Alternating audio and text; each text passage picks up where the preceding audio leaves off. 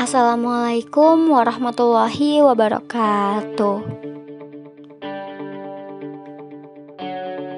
Sebenarnya, tanpa perlu dikait-kaitkan dengan mitos, kuburan sudah punya nilai seramnya sendiri.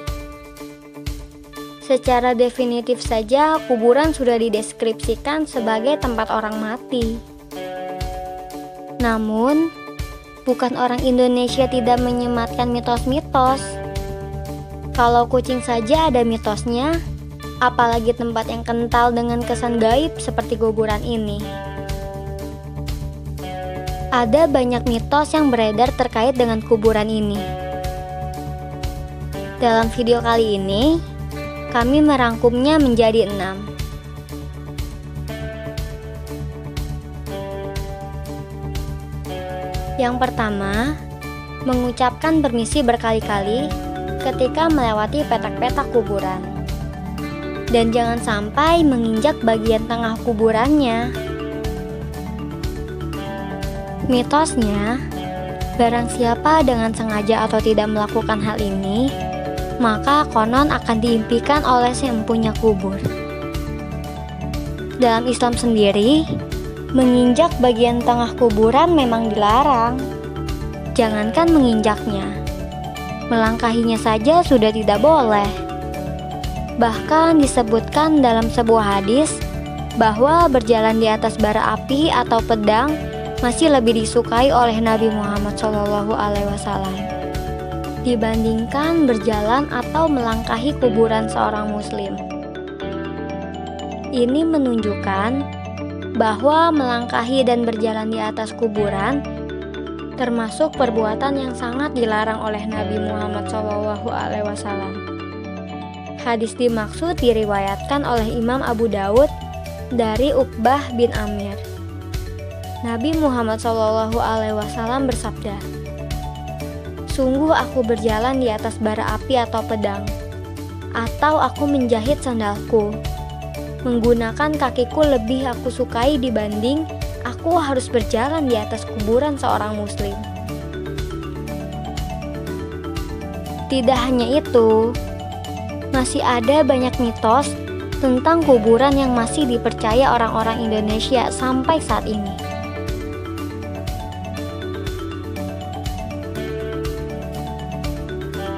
Mitos yang kedua, tanaman kubur bisa meringankan siksa.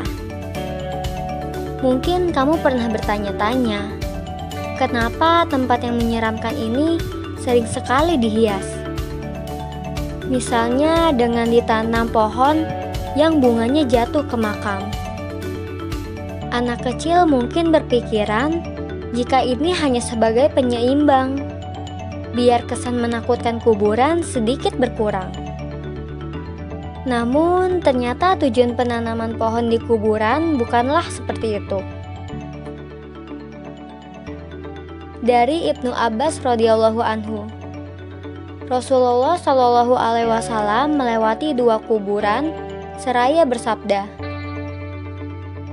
"Kedua penghuni kubur ini sungguh sedang diazab dalam kuburnya, dan mereka tidak diazab karena perkara besar.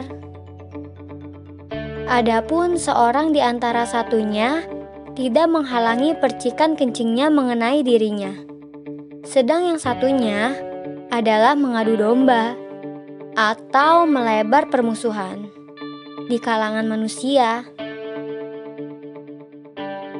Kemudian Rasulullah SAW mengambil sebatang kurma, lalu mematahkan menjadi 2 bagian, kemudian menancapkan satu di tiap kuburan.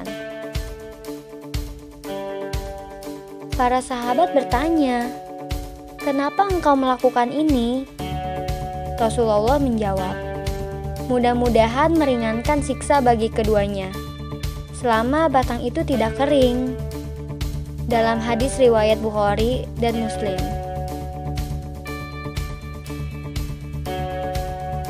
Muhammad Shalih Al-Utsaimin menjelaskan dalam Majmu' Al-Fatawa bahwa tumbuhan tersebut selalu bertasbih kepada Allah, sehingga hal itu meringankan siksa bagi sang mayit dalam kubur.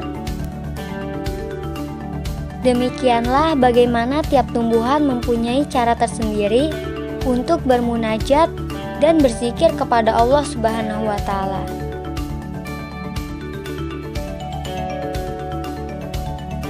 Yang ketiga, jangan pernah ambil tanah kuburan.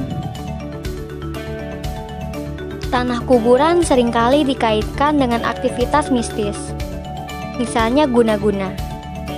Rumornya, tanah kuburan yang dipakai sebagai medium sihir bisa bikin seseorang bangkrut usahanya atau retak rumah tangganya. Tentunya dalam Islam hal ini sudah jelas musyrik dan dosanya sangat besar. Dituliskan dalam sebuah artikel di jakarta.tribunnews.com. Ada seorang wanita misterius datang ke makam dan meminta kepada petugas pertamanan dan pemakaman di salah satu pemakaman umum di Kebayoran Lama, Jakarta Selatan, untuk diambilkan tanah kuburan dari 20 makam. Menurut petugas TPU tersebut, wanita tadi sudah beberapa kali meminta hal sama kepadanya. Gak tahu juga sih motifnya apa. Mungkin dia sedang meneliti perbedaan unsur tanah kuburan dengan tanah biasa untuk tugas kuliahnya.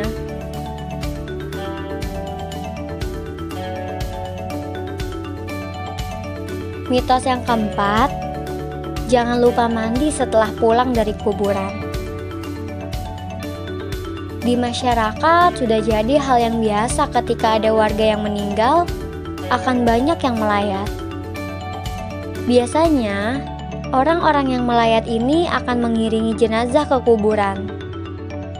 Nah, mitosnya, kita harus segera ganti baju dan mandi besar setelah pulang dari kuburan. Ketika seseorang tidak segera berganti baju dan mandi wajib, biasanya ia akan terkena pegal-pegal yang tidak biasa. Bahkan saking tidak enaknya, tidur pun tidak nyaman. Hal ini berlaku untuk semua orang, tidak terkecuali bagi si tukang gali kubur atau bukan. Kalau berdasarkan pengalaman saya sih, memang tidur akan terasa lebih nyaman jika badan kita dalam keadaan bersih, entah dari pemakaman ataupun dari mal. Sama saja harus mandi sebelum merebahkan badan di kasur. Namun, bagaimana menurut Anda?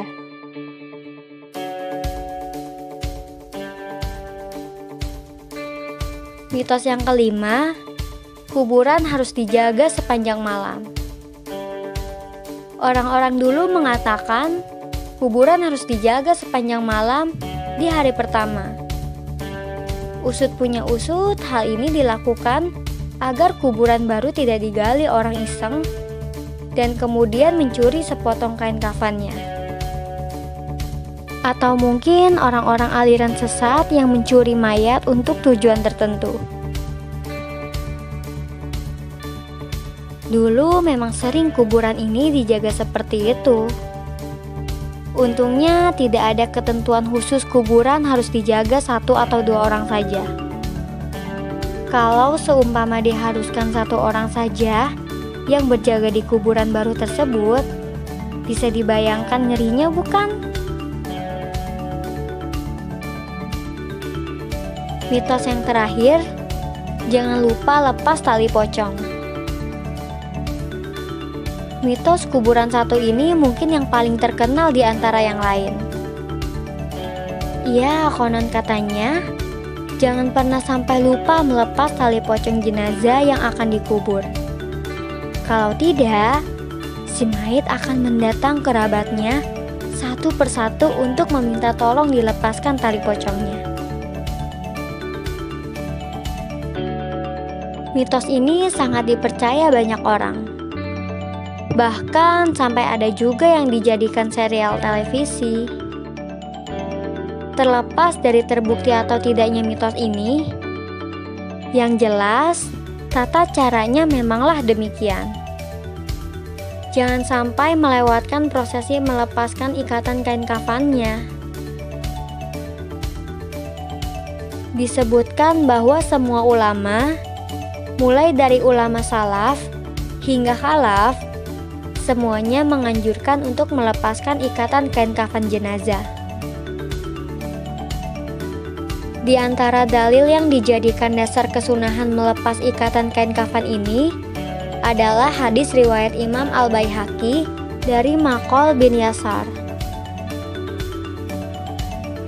Dia berkisah, ketika Rasulullah SAW meletakkan jenazah Nuaim bin Mas'ud di dalam kubur, beliau melepas ikatannya dengan mulut. Dalam kitab Nihayatul Muhtaj, Imam Al-Romli berpendapat bahwa ketika jenazah sudah berada di dalam kubur, maka makruh ada suatu ikatan yang menempel di dalam tubuh jenazah, termasuk ikatan kain kafan. Beliau berkata sebagai berikut, jika mayit sudah diletakkan di dalam kubur, maka dilepaslah segenap ikatan dari tubuhnya dengan harapan agar semua bentuk kesulitan terbebas dari dirinya. Juga karena makruh hukumnya bila mana ada sesuatu yang mengikat bagian tubuh jenazah, baik jenazah anak-anak maupun jenazah dewasa. Berikut video 6 mitos tentang kuburan yang dipercaya orang Indonesia hingga hari ini beserta penjelasannya. Semoga informasi ini bermanfaat untuk kita semua. Wabillahi taufiq wal hidayah. Wassalamualaikum warahmatullahi wabarakatuh.